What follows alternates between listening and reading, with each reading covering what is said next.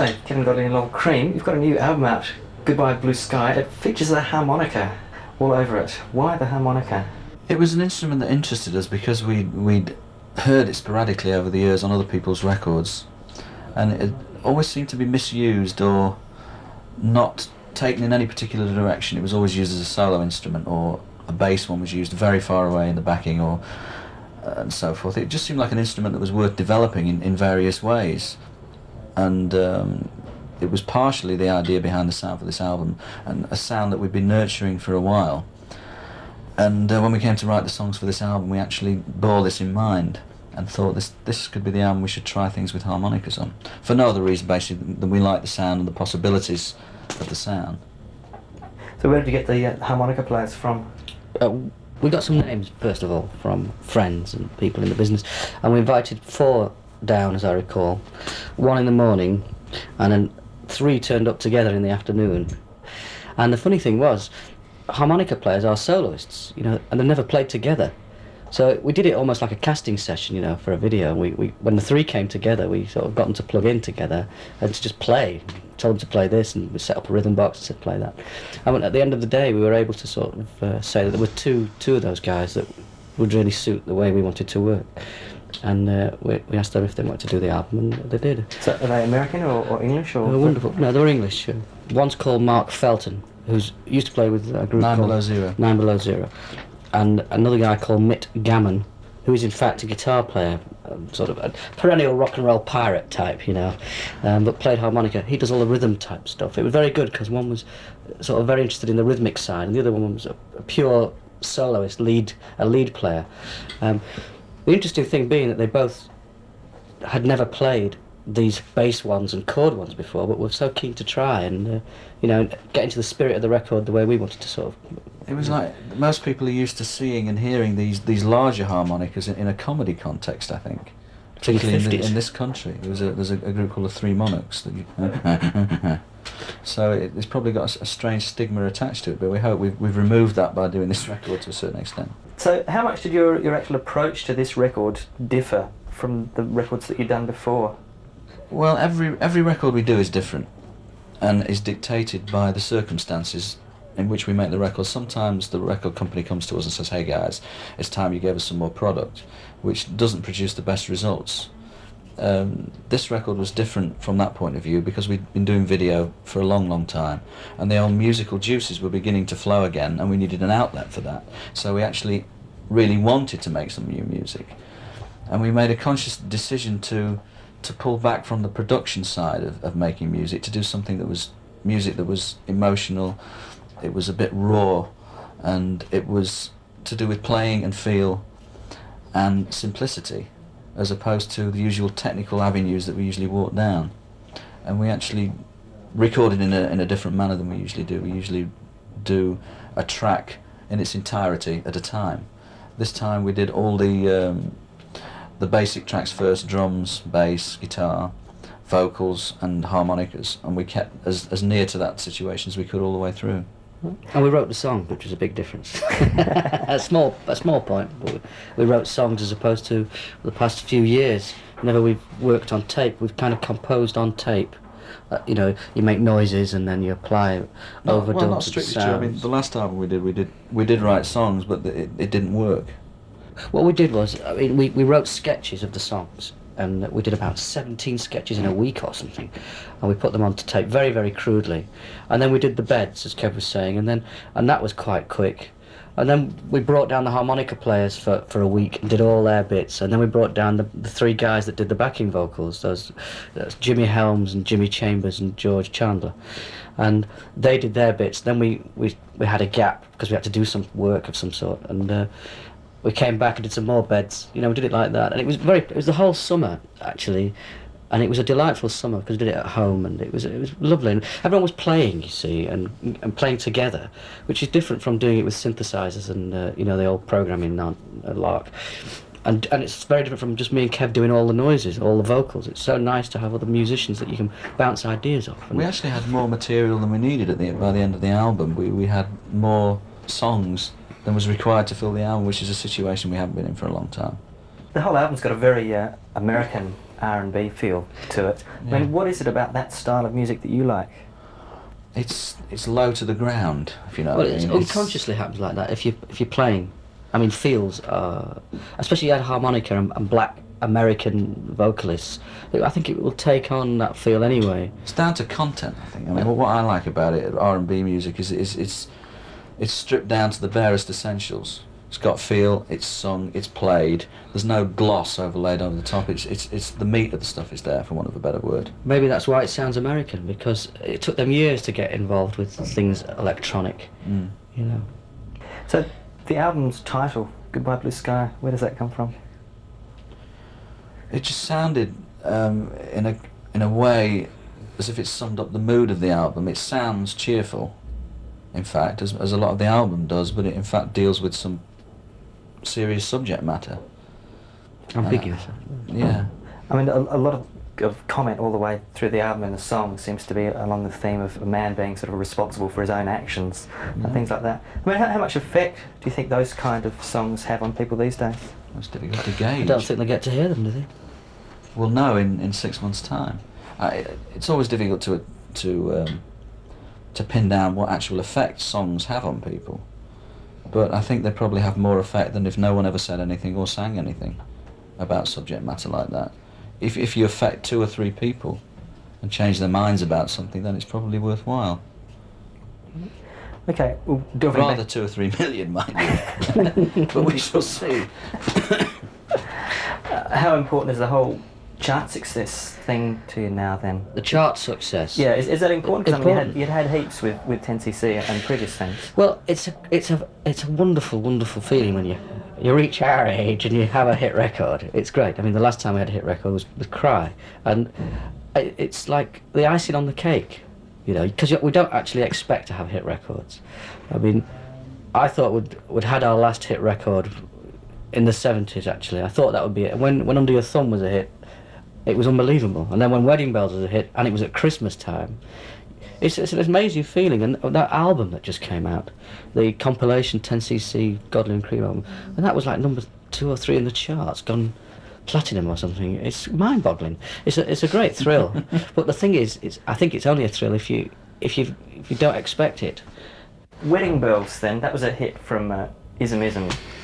And in common with just about all your own videos, there's this really strong sense of humour going all the way through it. I mean, how important is it to get the sense of humour out on screen? Not at all, really. It's just, if it's there, it's there, you know, it's not a conscious thing. If it's there in us, then 10 to 1 it'll show somewhere on the screen if we're in it. I mean, there's not much comedy. We didn't do it to be crime. funny. My God. But it turned out funny because I wasn't very good at dancing. Yeah. That's all.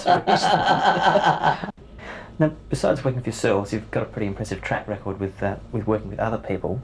I mean, how important is it to really like the artist or their music before you'll do their video? It's important to like something about what they're about, and that could be them, the way they look, the way they sound, the record, something about what they're trying to say or project. We kind of look for something in there that we can take as the beginning of our idea, something to hinge it on, something to hang it on. And when we first started, we did videos for tracks we weren't that keen on, but there was something we wanted to express visually using this material, if you like. The artist is very important, really. I think it does boil down to us. There's got to be some kind of affinity in some way, even if it's their limitations, and there's potential there for us to sort of get over that limitation for them, because we like what they're about. You know, if they have trouble projecting or something, or Like in the case of the Frankies, for example. in the case of the Frankies, it was a new artist, and one could help, like with Go West particularly, create an image, and give them an image, if you like. That's nice. But if you've got someone else like Sting, who you know is a fantastic performer on camera, I mean, it helps that in their case we do like the music very much. But I suspect had we liked the music less, it wouldn't have mattered, because there we had some performers, particularly Sting, who would give us something, and we could think of ideas that could use the artist as opposed to the camera. Whereas sometimes you think of camera ideas to help an artist who hasn't got very much confidence. You know, like Joan Armour Trading, desperately shy of the camera. So we thought of ideas for her that just allowed her to sing. And And there has to be something in the act, I think. We've met some people in our times that we haven't wanted to work with, and we've discreetly, elbowed it basically, because it just wouldn't have been fun for us, because I think it would be a clash of personalities, and what everybody was after. Now, you mentioned Go West in there. I mean, you're very important in creating their image, and you've been important in reinforcing other people's images. I mean, in 1988 now, I mean, how important do you think the whole image side of thing is to an artist? Well, the 80s as a whole have been very image conscious. It's been the age of lack of substance and plenty of style, whereas the 70s was the opposite. No style whatsoever and plenty of substance. It's the age of the perfect mediocrity.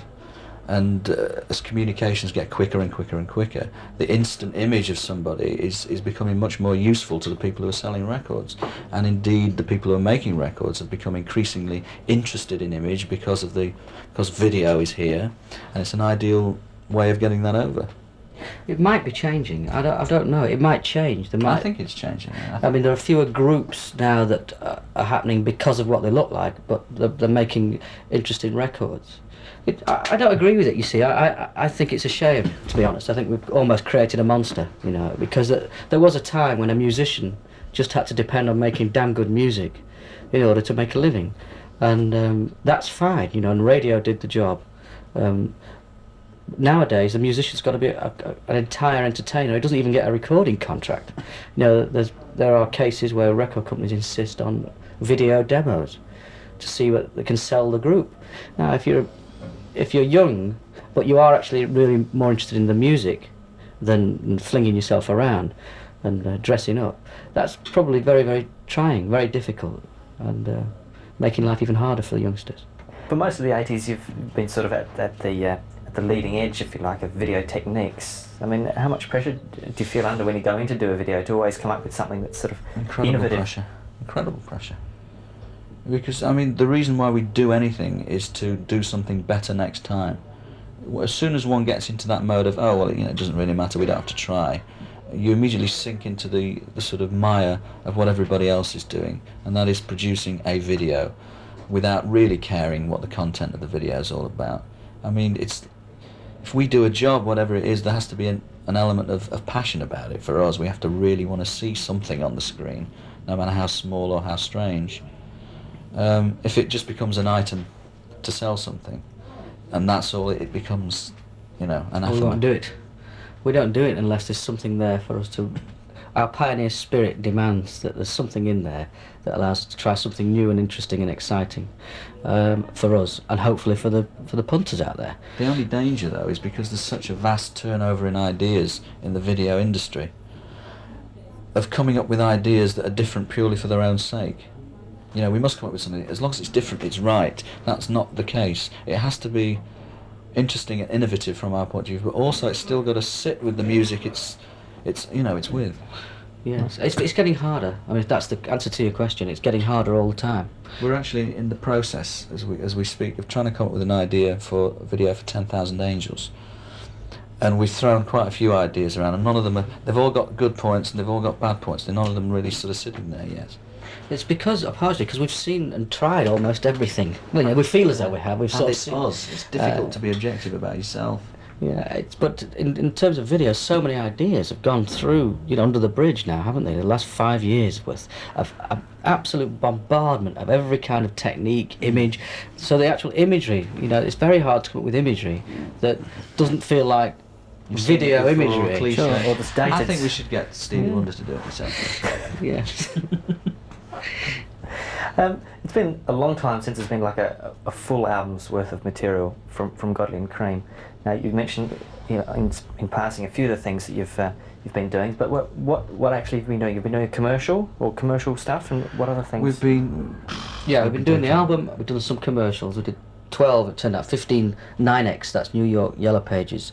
We did 15 commercials for them, spots, and we've done 7 for Nissan trucks in America. The most important thing that we've been working on, kind of behind the scenes between jobs that come in for clients and so forth, is the preparation of our first feature film, which, if all goes according to plan, we should start shooting middle June this year. So that's taken up a lot of time. We've storyboarded it, We've been doing pre-production. We've found our star, signed him up, and that's Gary Busey, Buddy Holly. That's the Buddy Holly stuff. And so a lot of work and a lot of our mind has been occupied, you know, with the movie. All your previous work has all been sort of short, really, hasn't it? Yeah. Apart from the long form videos, a couple of things that you've done.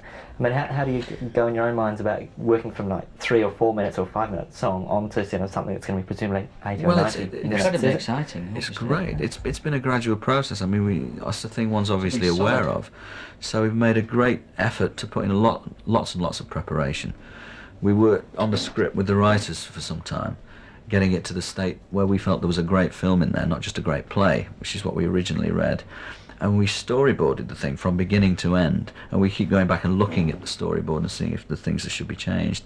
But we now know what the film looks like, and in our view, we are people that watch films. We think there is a great film in there.